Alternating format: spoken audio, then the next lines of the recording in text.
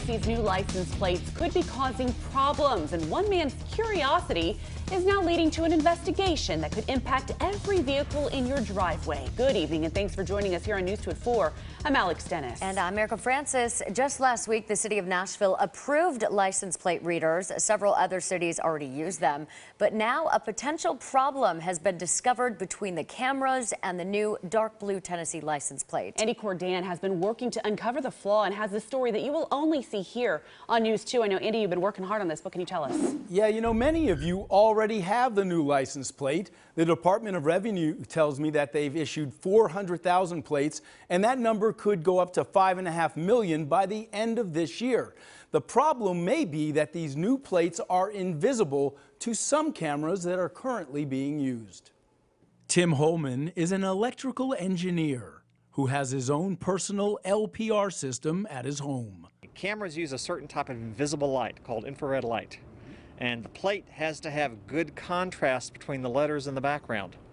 That contrast is missing essentially in the new Tennessee plates. After a recent car burglary near his home one night, Holman checks his LPR system. He discovers that in the dark, the new Tennessee issued license plates are either blurred or in some cases unreadable. Holman says his camera uses the same infrared technology used by many LPR systems that are used across the state. Dyes that they are using to create those plates are not providing good contrast under that type of infrared light. And so they're both reflecting about the same way, and so they just kind of blend into each other.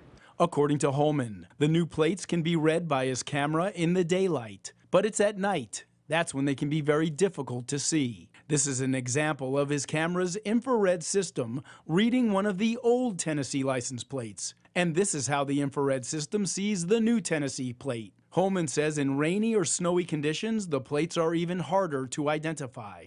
I've got a ton of law enforcement sources, and I reached out to them. Many said, wow, we're looking into this. Some said we haven't had any problems.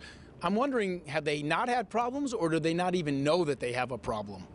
Well, it's possible they are not even aware of the problem. So this isn't all systems that we know of. In fact, we're not even sure what systems. But on some systems, you're alleging that this license plate disappears at night. Becomes very hard to read, is the best way to put it. But yes, if the LPR systems use the same type of infrared light that my camera uses, and it's a very common standard for security cameras. Which is what? 850 nanometer infrared light.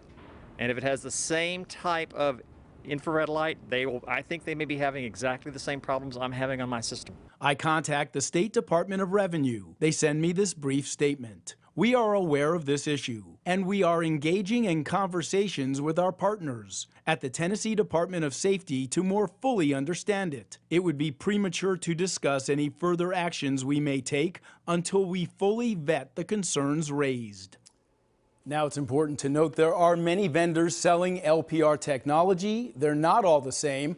Now, I have checked with many of my police sources across Middle Tennessee. Some agencies tell me they have no problem. Other agencies say they're still investigating. We're going to stay on this for you. Back to you guys. Yeah.